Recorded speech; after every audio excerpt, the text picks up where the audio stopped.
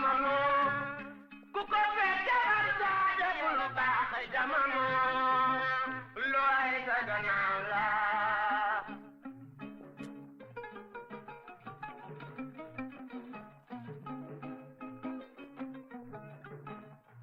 bëgg naa la bëgguma la jarul coow nan booloo looy sa gannaaw la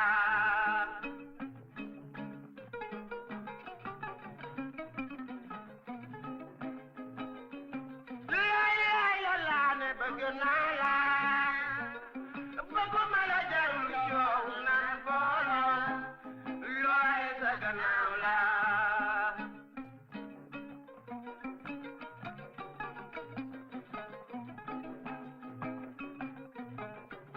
waaw te Diallo Diallo yaay maxtaar tey Diallo looy sa gannaaw la auditeur day rajo salaamaaleykum di leen nuyu bu baaxee di leen dalal ci seen émission xew-xewu jamono am mbégte lool dikkaat ak yéen ci seen ñeenteelu numéro bu semaine bi jaajëfal bu baax équipe bu Dakar Direct bi leen doon accompagner depuis 5 heures du matin ci seen programme ci iRadio la première radio vision du Sénégal 9 heures tegal na 15 minutes ñu yegg si ci xew-xewu jamono may am mbégte comme ni ma si àndee tous les jeudis ak Alioune Diouf Seydina Alioune salaamaaleykum. aleykum salaam wa rahmatulah Mouhamed maa ngi lay nuyu bu baax a baax di nuyu sunu invité di nga ko présenté ci kanam incha allah rabi di nuyu auditeurs yi nga xamante ni présentement Mouhamed ñu ngi ñuy déglu ci mim réew ak ci bitim réew di ñaan yàlla mu tuur jàmm si àdduna wasaare ko si fépp ci àdduna bi. ñaanal la ko yow itam jàmm ju sax Aliou suñu borom defal la ko defal ko ñi ñuy déglu di ñu topp ci suñu fréquence yu wutee yi fépp ci biir réew mi di Sénégal di ñu topp si bitim réew jaarale ko ci suñu application bi mais di nuyu di ziar bu baax di am mbégte di ànd ak ñoom saa su ne suñuy internautes yi nga xamante ni saa su ne bu heure bi jotee ñu ànd ak ñun ci suñu page Facebook di iRadio Sénégal ñoo leen ko tàmmal tous les jeudis ñu indil leen gan ci xew-xewu jamono waxtaan ci yi nga xamante ni moom mooy xew-xewi jamono yi tey suñu gan di Aïda Mbaye moom membre la si association des juristes sénégalaises Aïda ñu ngi lay nuyu et di la wax dalal jàmm ci xew-xewu jamono. maa ngi leen di fay di am mbégte di kontaan lool ci teew fii ma teew tey ci iRadio mu nekk sama première fois ma teew fii. dalal jàmm kon jàmm. maa ngi leen di nuyu bu baax a baax. di la fay bu baax itam di nuyu AJS membres yi ñëpp ci disponibilité bi jaajëfal leen bu baax a baax itam alors Aliou gis nga ni semaine bi ñu génn et même mën nañ wax souvent. ci biir xew-xewu jamono dinañ waxtaane li nga xamante ni moo di mariage ci wàllu yoon ci li nga xamante ni tribunal am na ci ay yoon yoo xamante ni teewee nañ ko ñi procès yoo xamante ni faat si baaxee nañu ko muy problème ci Sénégal d'abord dañuy laajte mariage en droit mooy lan. merci sa question am na solo surtout fi réew mi toll sëy yi sooxe na tous les jours pratiquement le tribunal prononce des divorces yoo xam ne bëri na lool ci jamono dem nañ ba ne fi mu ne nii divorce yi ñoo ëpp sëy mais balaa may répondre ci sa question danga may bàyyi ma nuyu ñi ma fi yónni wax ne association des juristes sénégalaises la bokk moom mooy AJS ñu tënk ko defar ko depuis plus de 40 ans je pense que 74 ak léegi ëpp na 40 ans ay mag ñu baax ay juristes chevronnés di ko doxal boobu ba léegi am na ñu làqu yàlla na leen yàlla yërëm te xaral àjjana am na ñoo xam ne si la bokkoon ñi ngi fi tey Dior Fall Sow mi ngi dund sama tante boobu ma koy nuyu particulièrement xam ne tey lu ñu xam dollee ko si suñu jàng ginnaaw bu ñu doonee ay juristes dañoo engagé wu parce que ay militants des droits humains lañu maa ngi koy wax Diouf bi ñuy ñëw muy engagement personnel AJS bokk ci association yoo xam ne ñun ñii fa nekk ay membres lépp lu ñu fa def c'est du bénévolat parce que loolu suñu engagement parce que ñun ñoo gëm droits humains waaw muy àq ak yelleefu doomu premier aadama critère pour yi nga dugg AJS il faut avoir le minimum maîtrise en droit leneen loo ci teg bénéfice la aujourd'hui pratiquement membres yi fa nekk yëpp am nañ master 2 en droit quelle que soit nag la spécialité très bien muy droit civil droit pénal droit sur le foncier problème boo munti am rek boo ñëwee suñu boutique de droit yi am nañu benn Médina am nañ benn Pikine boo fa ñëwee dinañ la dalal déglu la gunge la fournir la assistance judiciaire bi nga xam ne moo jaadu ci sa problème bi nga posé su jaree tamit accompagnement psychologique sax mën nañ la ko fournir. Très bien. donc loolu mooy tënk rek. ci nga xam ne mën nuyu waa AJS. ka ne ca bopp ba di commissaire Abi Diallo mooy suñu présidente. maître Nafi Satou Diouf Mbodj bi nga xam ne tey moo fi naroon teew ma teew fii tey ci kàddoom parce que tey jii moom moo fi waroon teew. Très moom bien. moo fi yónni mais ñu ngi xam koy nga ni nuyu moom bu baax. avocate la. moom mooy maître Teresa du barreau sénégalais. effectivement. ma wax ne tey jii xam naa dossiers yi ñoo bare. ñu war a plaider moo bare moo tax mu yónni ma fi. Très bien. waaw boo ma mayee loolu nag ma ñëw ci nga ni mariage. oui en droit. mooy lan en droit. mariage mooy li nga xam ne article 100 dafa wax ci code de la famille mooy le lien matrimonial mariage mooy liy créer le lien matrimonial. lien matrimonial. ñaari waay dancante. ku góor ak ku jigéen. ñu ñëw booloo. boole seen dund fas yéene boole seen avenir. loolu mooy lien matrimonial. waaw te am na aussi bu ñu demee peut-être di nga ne ma lan moo koy firnde. Ouais. waaw donc loolu mooy mariage muy institution. parce que président Senghor moo fi nekkoon bi ñuy tënk code de la famille. exactement. ñu tënk ko depuis 72. président Senghor mu ne leen dama leen di demander yéen ñi nga xam ne yéen a ñun ñëpp ñoo bokk Sénégal. mu am ay musulmans. am ay chrétiens chef coutumier chef religieux am ay athée sax am ay animiste mu ne damaa bëgg ngeen tënkal ma loo xam ne sénégalais bu ci nekk quelle que soit sa religion quelle que soit sa coutume quelle que soit yow li nga gëm tu vas te retrouver dans le code de la famille boobu ba léegi ñu ngi koy doxal. Aliou may fàttali ne ñi ñuy teewlu bu ñu amee ay laaj wala yoo xamante ni bëgg nañ ci contribuer mën nañ woote ci 88 628 38 38 88 628 38 38. bismillah. yan condition moo mën a réunir pour mariage boobu mën a am. donc boo déggee ma commencé ci lien matrimonial boobu. dañ ne lien matrimonial boobu comme ni ko article 100 waxee ci code de la famille du Sénégal bi nga xam ne moom la ñuy doxal depuis 112 ba léegi. dafa ne lien matrimonial boobu mooy créer la famille. ñëwaguñu sax ci condition bi. mais booy ubbee le livre 2. du lien matrimonial code de la famille. mooy traité. tout ce qui est lien matrimonial. mariage dem ba divorce livre 2 ci la jeexee. boo ko ubbee. mu commencé ci lien matrimonial boo xam ne moom mooy créer famille. après mu ñëw ci mariage. mariage nag si niñ ko tënkee ci biir code de la famille boobu dañ ne premièrement. dafa am condition de fond. lan mooy condition bi. deuxièmement mu am condition de forme. juriste la balaa ñuy dugg ci ay détails. waaye dañu ci ba pare. d'accord donc bu ma ñëwee ne condition de fond. premièrement dafa am condition de fond yoo xam ne dafa commune ci ku jigéen ki ak ci ku góor ki. premièrement condition de fond bi nga xam ne moo commune ci ku góor ki ak ku jigéen ki nga xam ne ñoo fas yéene sëy mooy seen consentement. première condition. maanaam ku ci ma nekk d'accord ci. man maa d'accord ne damay sëy ak yow. yow nga ñëw tamit ñaan ma. man ma d'accord ci. consentement boobu mu éclairé. ginnaaw bi ma amee fukki at ak juróom benn. 16 ans. 16 ans. pour ku jigéen loolu la wax. waaw bi ma amee loolu dañ ne sama consentement wér na. su ma nekkee mineur dañuy indi foofu dugal beneen condition consentement des parents. d'accord wala dispense bi nga xam ne aujourd'hui président tribunal de grande instance moo ko mën a accorder say parents. parce que Sénégal dañ ne ku góor il faut mu am 18 ans ku jigéen il faut mu am 16 ans pour ñu mën a sëy. en deçà xale bu dee mineur la dañuy laaj consentement parent bi. wala wa illaa ñu dem laaji li nga xam ne mooy dispense bi nga xam ne c'est autorisé par le juge le juge en l'occurrence le président du tribunal de grande instance. moom moo koy autoriser mariage boobu en deçà. mais may dellu rek di wax ne tey jii nii ñun dafa am loo xam ne suñu chantier la suñu plaidoyer la. mooy lan parce que l'âge légal du mariage pour la fille naam dafa nekk 16 ans ci suñu code de la famille. mais dafa am lu ñu tuddee protocole de Maputo.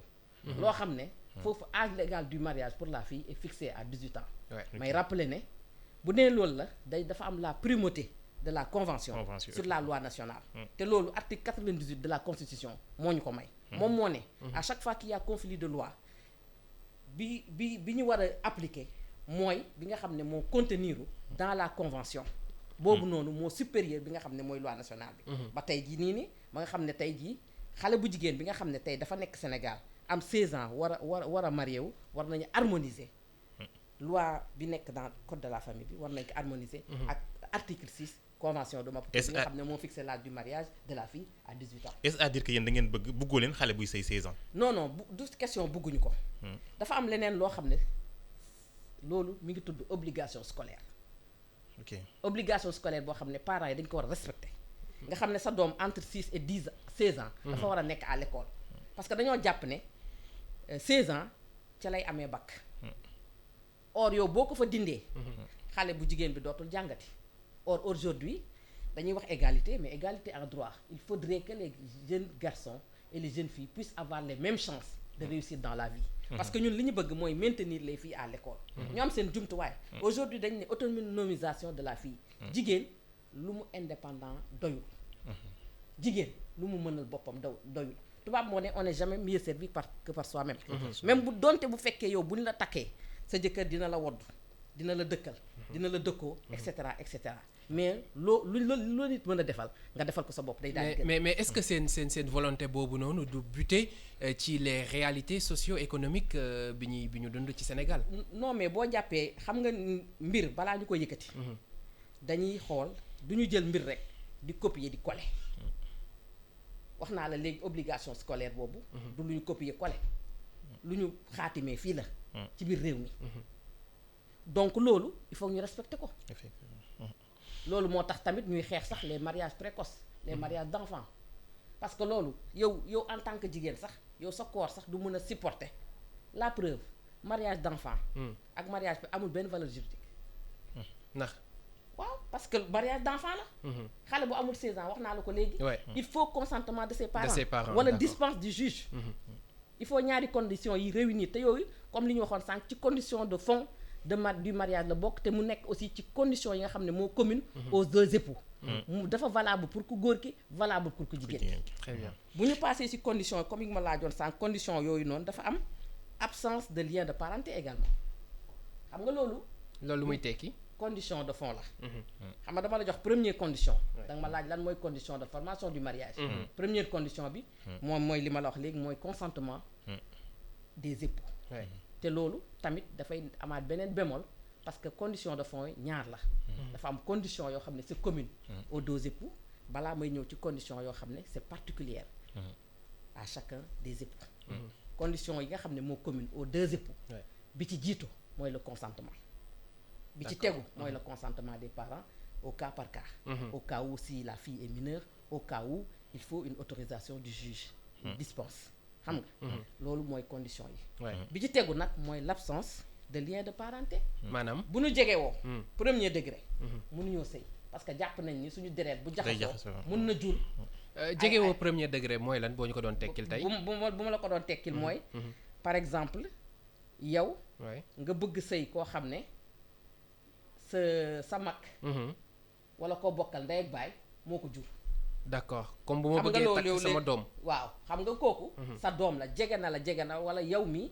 nga bëgg sëy ak koo xam ne ay parents wam yéen a bokk ndey ak baay. kon doomu bi nijaay doomu bàjjan. sa frère nga bokk ak moom ndey ak baay. wala sa sœur xam nga loolu dañ ne ñun suñu aada sax ñun dañu nangu ne sa jëkkëru yoonu yàlla comme ni ñu ko waxee. mooy sa doomu bàjjan. cousin yooyu noonu. mais d'une certaine manière. parce que loolu ay études scientifiques ñoo ko prouvé. am na ñoo xam ne bu ñu ko defee dara du leen ci dal macha allah mais am na ñoo xam ne du question dara mais lien boobu noonu dugg na seen diggante ba nga xam ne doom bu ci juddu mën na loru boobu la ñuy bañ. d'accord parce que deret yi dafa jege. loolu la deret yi dafa jege. d'accord mais ñun suñu aada. li ñuy njëkk jàng ci suñu aada mooy sa doomu bàjjan.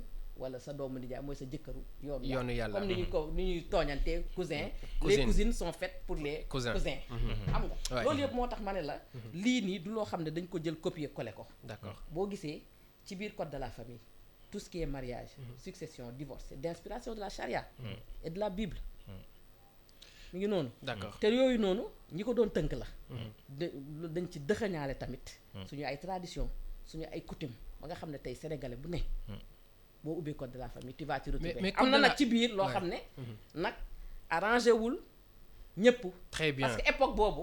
Ouais. 72. Ouais. ak 2021 dafa bokk. question baa ngi noonu code de la famille est-ce que jarul ñu xoolaat ko Xoolaat, tëggaat ko. waaw mën nañ ko xoolaat. mën nañ ko xoolaat parce que jamono day dox. jamono day dox. jamono buy dox tamit je veux dire que la loi ne dispose que pour l'avenir. bu fekkee la disposition est impopulaire. maanaam jëriñul askan bi. ok mënees na koo xoolaat. pour tëggaat ko loo xam ne dina jëriñ askan bi. bu ma jëlee benn exemple kese mooy tey jii la résidence du ménage. xam nga loolu mi ngi ci biir code de la famille boo xam ne la résidence du ménage article 153 mu ne la résidence du ménage doit être fixée par le mari. mais tey jii les femmes sont devenues modernes. effectivement. ñi ngi liggéey fu ne. tey jii yow sa jëkkër dëkk Dakar nga xëy suba yow nga am liggéey Ndar. te article 153 ne résidence bi jëkkër a koy fixé. jëkkër a koy fixé. nooy def. waxtaan ba juboo xanaa. waxtaan waaye am nga beneen possibilité. moom laa la wax moo tax man la li xewoon 72 xëy na boobu femmes yi. n'étaient pas aussi actives. dans la vie professionnelle. mais aujourd'hui les femmes. fu ne la ñuy dem di fa dañuy dem fii ba Afrique du Sud. di fa liggéeyee te nit nag fa muy liggéeyee fa la dëkk. nit fa muy liggéeyee fa la dëkk. très bien waaw te njaboot gi bu boobaa problème njaboot bi day posé wu. et cetera et cetera et cetera mais bu boobaa sax. bu fekkee ne que amul ay motifs graves parce que am nañ procédure boo xam ne bu fekkee yow tu te sens en danger. fi sa jëkkër fixé. am nga possibilité laaj juge bi mu fixé la feneen. sa résidence. d'accord kañ damay ñëw ba tey ci li nga xamante ni mooy mariage mais man dinaa tëb li nga xamante ni mooy conditions yi ñëw ci nga xamante ni. sëy bu ñu ko takkee ba pare souvent Sénégalais yu bëri mariage coutumier la ñuy def. bu ñu defee pare dañu war a constater li nga xamante ni mooy mariage bi am na ñi nga xamante ni duñu ko def lan jeexital la li nga xamante ni mooy constatation mariage am. te ka nga xamante ni mooy way dencante yi mais également ci seen ay doom bu nekkee sosu nañ ci. yow yaa ngi ñëw ci condition de forme. parce que boo déggee ñu ne sëy comme li ma ko waxee ci premier ma ne xam naa dinañ ci ñëw. sëy am na mais nous sommes en droit il faut pas l'oublier. te droit nag acte yépp day am firnde preuve.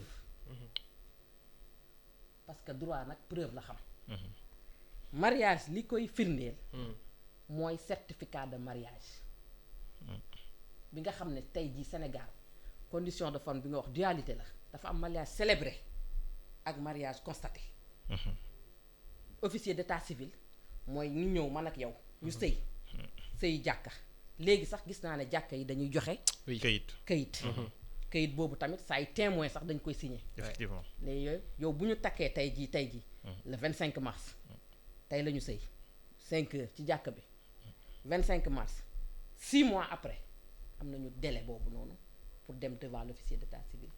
mooy ca mairie jëmmal nag. li nga xam ne ñun façonte nañ ko ca biir jàkka ja parce que nag mariage bu ñu fas ci biir jàkk ba c'est valable mais c'est pas opposable au tiers. tiers nag mën na nekk institution ba ngay liggéeyee boo fi organismes sociaux yi comme ay IPRES xam nga li ma la wax. ok yooyu noonu bu fekkee yow da nga nekk dans la vie active dañ la koy laaj pour nga mën a jël en charge sur le plan de l'assurance maladie tes enfants et ton conjoint. ku jigéen ki mën na jël jëkkëram en charge ak doom yi ku góor ki mën na jël jabaram en charge ak doom yi mais loolu yépp effet du mariage la li ko boo indiwul certificat de mariage loolu yépp du mën a ne. dégg nga bu ñuy calculer tamit sa régime fiscal ci sa salaire boo indiwul certificat de mariage loolu duñ ko mën a calculer. parce que nombre de parts yi boo amee doom en fonction la donc loolu régime fiscal bi tamit il faut nga indi certificat de mariage. donc ñu ne mariage yi ñuy takk ci jàkk bi c'est valable mais c'est pas opposable au tiers te nit da koy soxla ëllëg ak ci biir yàlla na yéex boo fi génnee àddina mais pour sa jabar mën a fayeeku sa pension ak yeneen yooyu yëpp. Sénégal comme ni ñu ko baaxoo di defee. loolu il faut nga indi certificat de mariage. am na ñoo xam ne preuve la donc certificat de mariage mooy firndeel. mariage. ñëw nii rek taxaw man de Aïda dama marié wu ak diw waaw c'est bien marié nga ak diw mais ana firnde bi.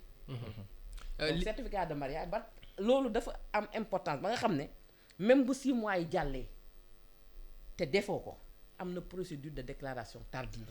maanaam loolu mooy lan. mën nga ko rattraper. nan ci naka maanaam bu 6 mois yi jeexee.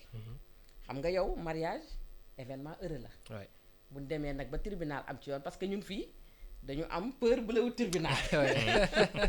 dañu am peur bu lewul tribunal. mais bu 6 mois yi jàllee ba tey. yoon may na la nga dem tribunal. am na foofu requête d'autorisation d'inscription à mariage moom ngay remplir sa témoins yi ñëw ngeen joxe seen acte d'état civil. certificat de non inscription. xam nga léegi juge bi mooy statuer daal di nag ordonner jël une ordonnance dans ce sens ordonner la mairie d'inscrire votre mariage bi nga xam ne xewoon na telle date. loolu dafa am solo.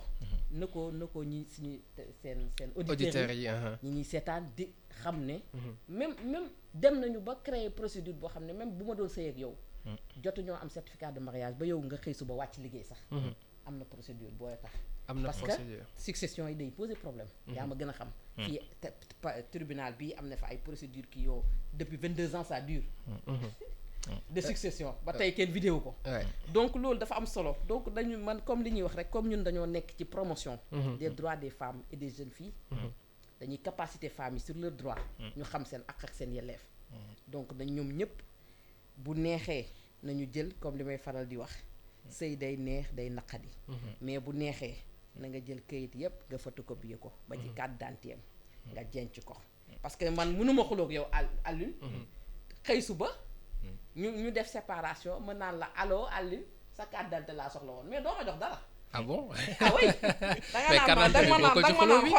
nga naan gerte sax ma njaay joxuma la donc loolu góor yi. xam nga loolu aussi. loolu nga may tontu. moo tax may wax sama mbokk jigéen yi di ko wax sama bopp. bu neexee nañu jël kayit yi di photocopier ko. ca ba muy neex. nga xam ne boobu lem la te boobu ndax bu xam nga kenn sëyul sax pour divorcer. mais ca ba muy neex daal. nuñ koy waxee. xoddeeku balaa ngaa lakkale may fàttali ne suñu auditeurs yi mën nañu poser seen question ci 88 628 38 38 88 628 38 38 ñu ngi woon ci mariage keroog dañu am kenn koo xamante ni moom nee na problème am li tax amul kayitu certificat de mariage bi mooy mook soxnaam dañoo juboowul woon ci monogamie ngay signé polygamie ngay signé alors bu ñu yegsee ba ci cas boobu noonu accord amul nan la ñu mën a def ba am seen certificat bi. xam nga le choix du régime matrimonial. dafa am solo. ci nga xam ne ñoo war a sëy. waxtaan la avant mariage bi. waxtaan bu rëy la avant mariage bi waxtaan boo xam ne c'est un peu personnel. mais may rappeler rek le régime de droit commun. le régime de droit commun au Sénégal fii bu ma nee régime de droit commun mooy sëy boo fi yëkkati. ci jullit ñi en tout cas la majorité. parce que booy wax da ngay wax pour la majorité c'est la polygamie. limitée à 4 épouses. loolu mooy le régime de droit commun. en l'absence d'option comme li nga wax léegi. boo amul option automatiquement le mariage boo leen choisirul dara xam nga ñoom ñàkk ñoo choisir dara sax danoo jubawul ci kàddu. mais boo choisirul dara automatiquement le mariage tombe sous le coup de la polygamie.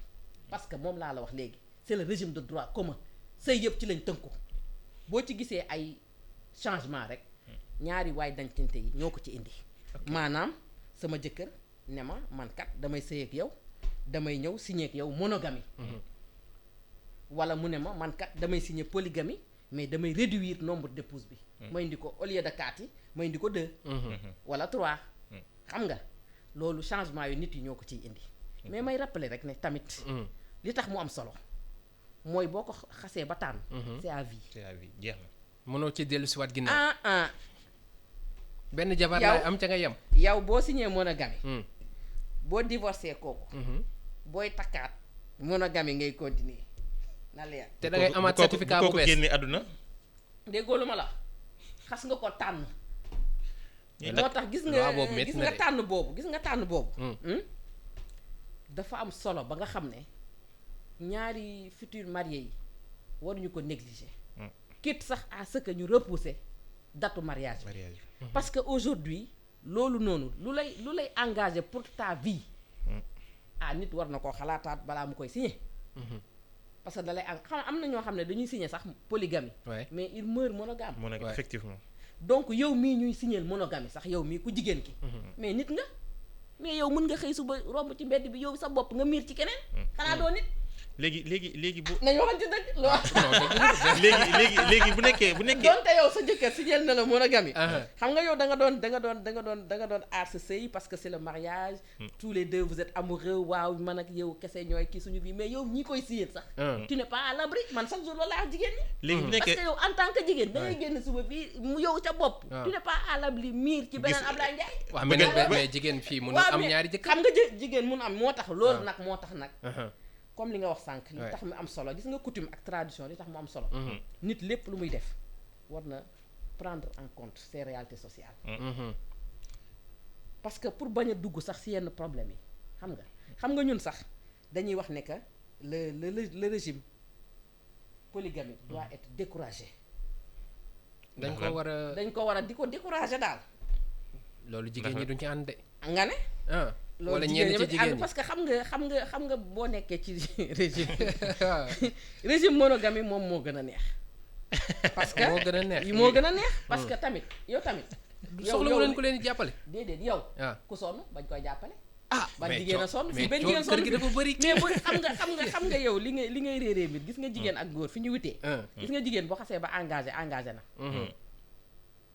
engagé na day dem ba jeex gisoo entreprise yi nga xam ne jigéen a koy diriger sax mooy gën a dox ma ngay politique yow loolu yéen xam ngeen ko mais man yéen laa faral aywa boo demee ci école yi jigéen mooy jël premier deuxième troisième ba 10e góor soog a ñëw door a ñëw. 11e d'accord ñu nangol leen ko donc ay jàmbaar ngeen waa cabine technique a ñu ngi jubilé mais madame Mbaye oui da nga wax sànq lu am solo loo xamante ni bon damay il faut me empiéter un tout petit peu si kii yi mooy si li nga xamante ni mooy kanji constatation mariage yi pour am certificat de mariage waaw mais am na si ñi nga xamante ni duñu ko am c'est vrai kuy sëy ñaanoo yàlla tas mais bu nekkee par exemple da nga dem si ba si biir bëgg a divorcer te amoo certificat de mariage te nee nañu sëy tribunal moo koy tas nooy def waaw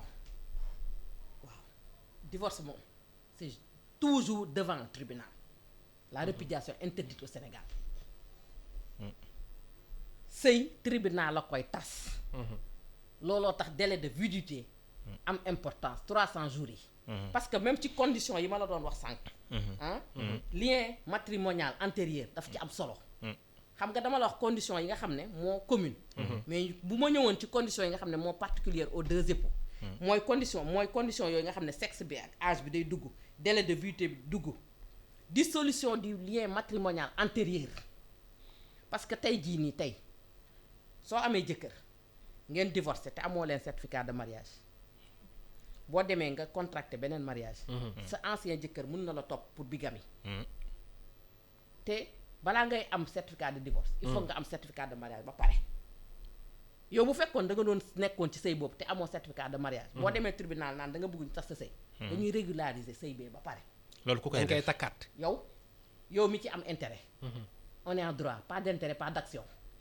amoo t'as aucun intérêt pour agir tu n'agis pas loolu principe la si tu n'as pas intérêt quelque part tu n'agis pas donc booy agir yow yaay dem laajaat kayit ya moom laa la doon wax sànq yi nga jencul woon ca ba muy neex léegi bu boo demee ñu bañ nag yooyu yëpp ngay laajaat bu la neexee nag nga ñëw ci suñu boutique de droit yi ñu gungee la ba nga am certificat de mariage bu la neexee nga jël avocat d'autant plus que ñun sax boo ñëwee dinañ la jox avocat ndax ñun assistance judiciaire lañ lay fournir accompagner la donc yow boo demee da ngay régulariser sa mariage comme ni ma la ko waxee woon sànq témoin ya ko fekkee woon kayitu jàkk ba certificat de non inscription requête bi nga xam ne moom ngay remplir pour demander une autorisation d'inscription tardive de ton mariage bi nga xam ne amoon na te délai 6 mois yi passé na wala si le mariage bi duré na plus de 15 ans xam nga ba ñu def loolu ba pare nga doog a nag dugal beneen requête de divorce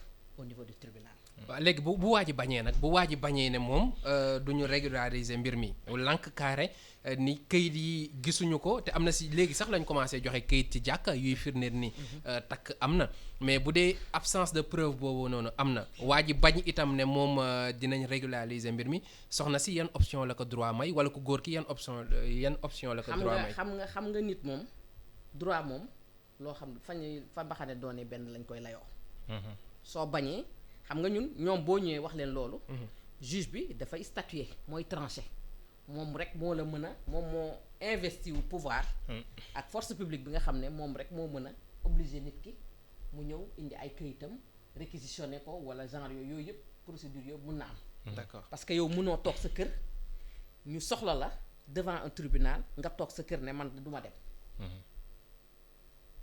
te parce que même bu fekkee benn procédure contentieuse la. au-delà de 2 convocations sax. 3e fois bi buñ la convoqué te ñëwoo. tribunal day considérer ne yaa ngi taxaw. mais madame Mbaye man su ma la dégg. xam nga day considérer ne que Aïda Mbaye mi ngi taxaw sama kanam. parce donte que nekku fi. parce que nag tribunal boo fa taxawee lépp lu ñu fay def dafa war a nekk contradictoire mooy. ñaari parties yëpp teew. léegi yow boo teewul yaa perte. waaw. mais Aïda Mbaye man bu ma la déggee. dafa mel ni Sénégal.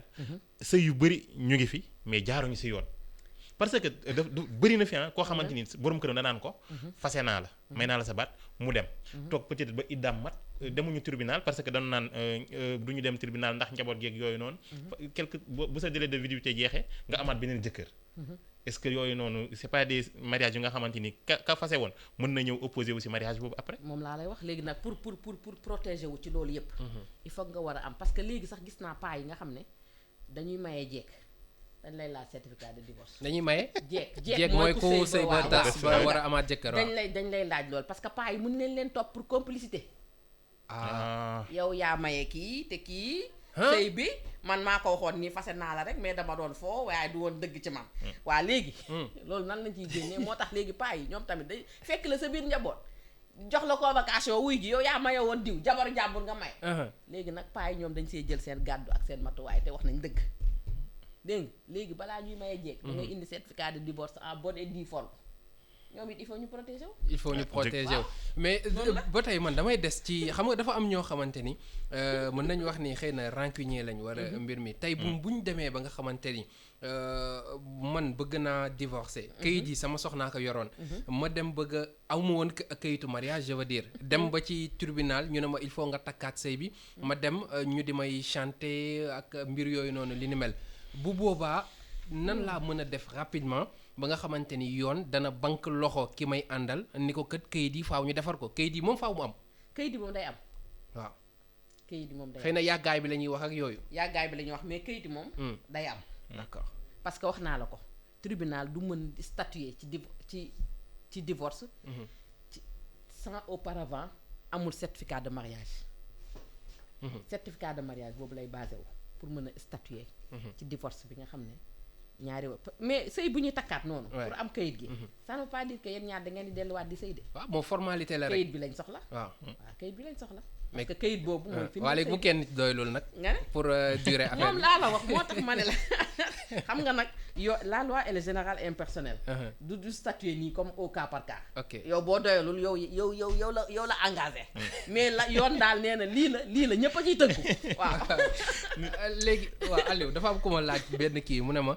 est-ce que loolu valable na ci ki nga xamante ni dafa am jëkkër ba pare am far bu ko jëkkëram gisee.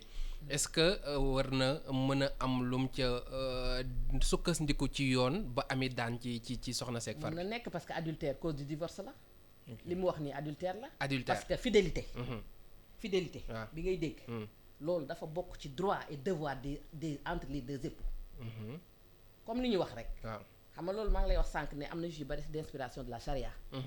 yàlla moo ne ci alxuraanam ñu loolu lañ dëxëñ rek. tënk ko ci biir code de la famille. sa jëkkër da lay dëkkal. wodd la. dëkkoo la. dundal la. et cetera et cetera. adultère boobu nga wax fii léegi. loolu cause du divorce la. xam nga ñaari façon moo am. divorce par consentement mutuel. ak divorce contentieux.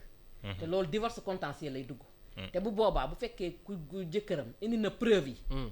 tribunal da koy teg daan mën na dem sax ba perte pension alimentaire boo xam ne jëkkëram du ko fay parce que daan yi. moom lañ ko teg ku jigéen ki. mais gu góor gi nag buñ ko jàppee moom muy même chose. même chose la parce kon que gars yi génn guddi ñu ngi ci problème. nee naa la fidélité ci la bokk. secours et assistance ci la bokk parce que loolu droit et devoir entre les époux la. mais bu nekkee da ngay secours et assistance yow bu dee da ngay labat pour takk ñaareel. waaw mais xam nga labat dafa am façon. yow doo ñëw ne. par exemple yow man Aïda yow signal naa la polygamie. même bu ma ko limité à 2 donc ça veut dire que yow man yow xam nga ni damay takk keneen. mais génn di fa laxe xale yi rek. naan damay takk keneen loolu du fi amee.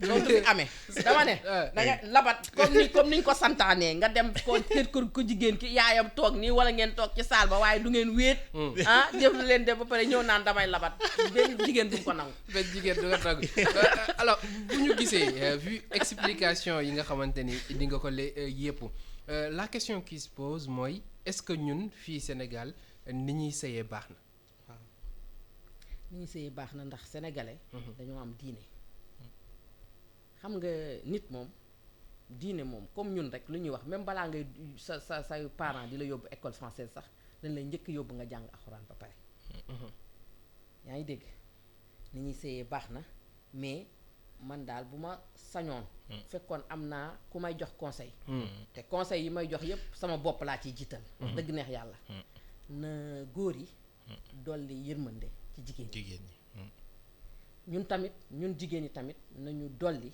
muñ parce que boo ñu xasee ba engagé wu je pense que c'est pour la vie rawatina nag bu ci ay bant soqe ko waaw góor yi daal bu ngeen ñu dollee yërmande ñun ñu dolli ko muñ je pense que divorce yi dina gën a néew ci tribunal yi waaw loolu daal laa amoon lu may Kandji benn question la bu ma ñëw nii à l'esprit et souvent dañu koy gis si mooy souvent warugar yi da ngay gis ka nga xamante ni day divorcé sax di laaj ne nañ ko delloo la nga xamante ni joxe woon na ko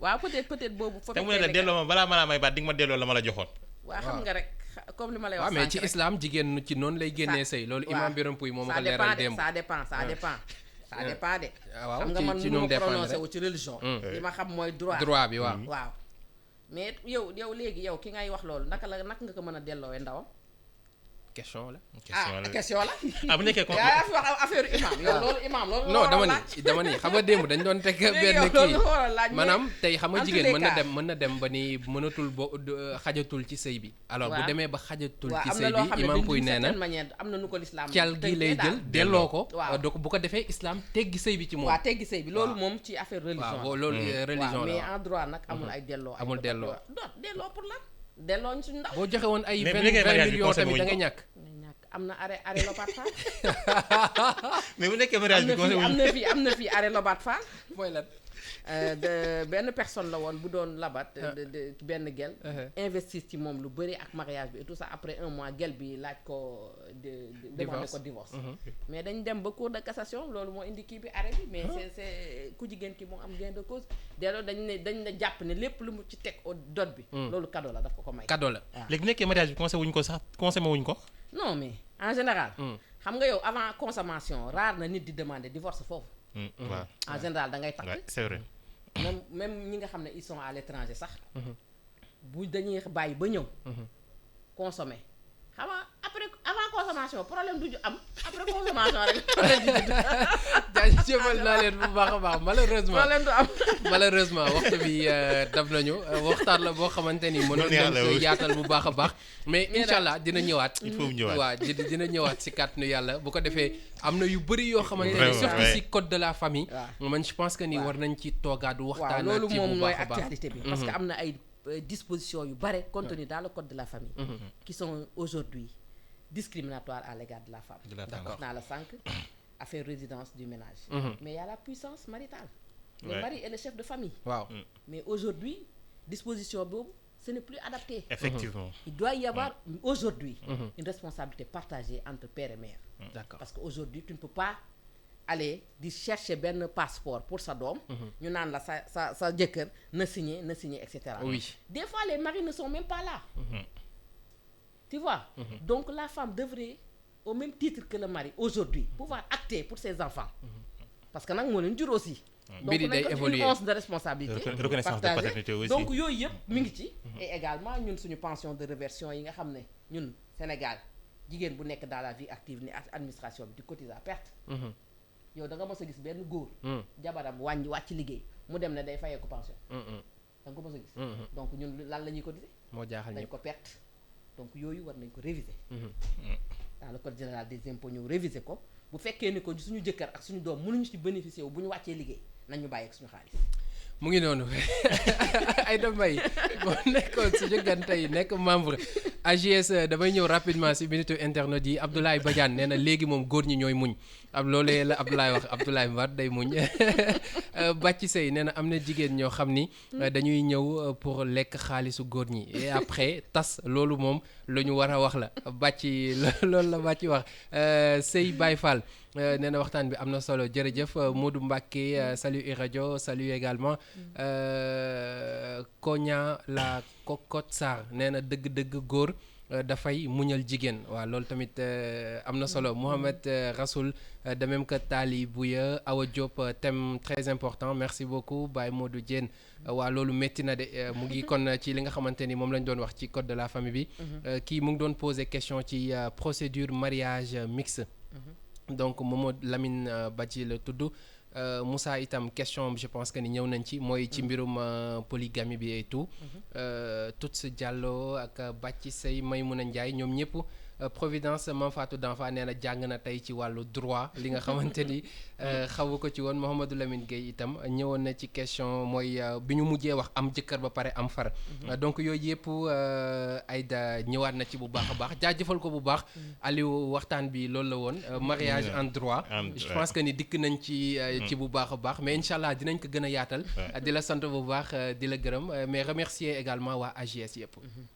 di leen sant di leen gërëm yéen ñi di xam ne franchement comme li ma koy faral di waxee rek xeeboo leen ñu xeeboo leen suñu xam-xam maanaam estimer ngeen suñu association bi nga xam ne ay jigéen ñoo fa nekk loolu rek xam nga nit moom bu la xeebul rek lu ne mën na judd seen diggante donc loolu aussi ñu ngi leen si jaajëfal bu baax di leen gërëm di leen sant di gërëm commissaire Abi Diallo comme ni mu ko waxee maître Nafi Tata Dior ñoom ñëpp parce que ñoom dañu ànd ak ñun ñu ne seen biir ñu ñuy tàggat di yokk suñu xam-xam di naan jaar leen fii di ñu woon ay yoon di ñu jox ay conseils yu baax même suñu vie privée dañuy jox ay conseils yu baax vraiment di rendre un vibrant hommage nag à madame Marie Delphine Ndiaye di ko ñaanal yàlla fa mu nekk gënal ko fi mu jóge ndax Marie Delphine Ndiaye nekk présidente d'honneur AGS nekkoon présidente de l'ordre des experts du Sénégal fiscaliste bi gën a mag presque fii ci Ndakaaru ak Sénégal ak li ko woon moom la woon très bien parce que cabinet Aziz Dieye la nekkoon moom moo nekkoon président de l'ordre des experts très bien génn àddina bu yàggul dara nekk président d'honneur AGS très bien donc loolu vraiment ma koy ñaanal yàlla bu baax a baax yàlla xare ko àjjana amiin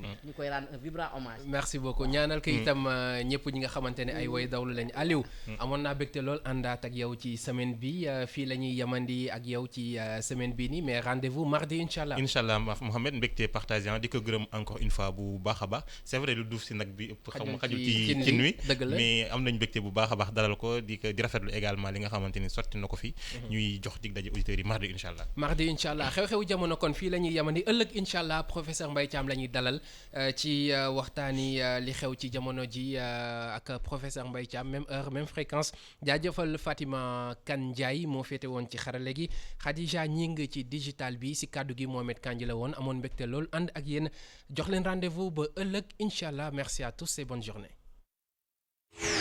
Publicité sur iRadio. amoon na fi benn bés fondation Sonatel li ko tax a jóg mooy yeesal dundu sénégalais yi te loolu day jaar tamit si jàng si atum 2020 bi ñu weesu lu toll si ay junni gone daara wu Ndar Ndakaaru Thiès Kaolack ak Tamba jot nañu leen gunge si seen jàng si njëgu $1 milliard bu ñu taxawal ngir defaraat seen bërëbu jàngukaay fondation Sonatel 20 fukki at ci sawar liggéey ngir njàngum xale yi nekk si anam yu gën avec vous pour vous Sonatel. Tay, promo Raktak 600% bu Kirène avec Orange. Avec la promo bonus Raktak 600%, profite de 600% de bonus sur recharger crédit à partir de 1500 francs.